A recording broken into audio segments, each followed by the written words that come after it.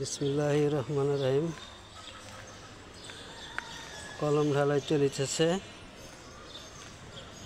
এই যে গতকালে এক লিফট ঢালাই করা হয়েছে। কলমের কত সুন্দর ঢালাই, ঠিক এভাবেই ঢালাই হওয়া উচিত।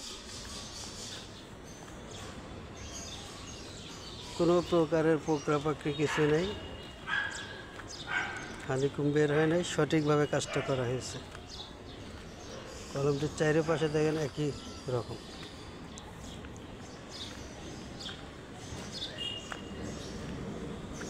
এইভাবে সঠিকভাবে কাজ করাই নিয়ম।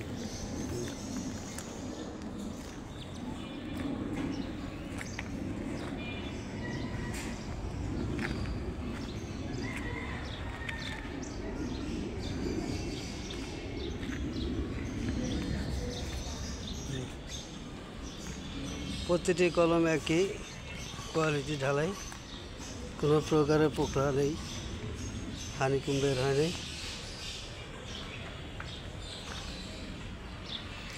দ্বিতীয় লিফট ঢালাই হবে আজ।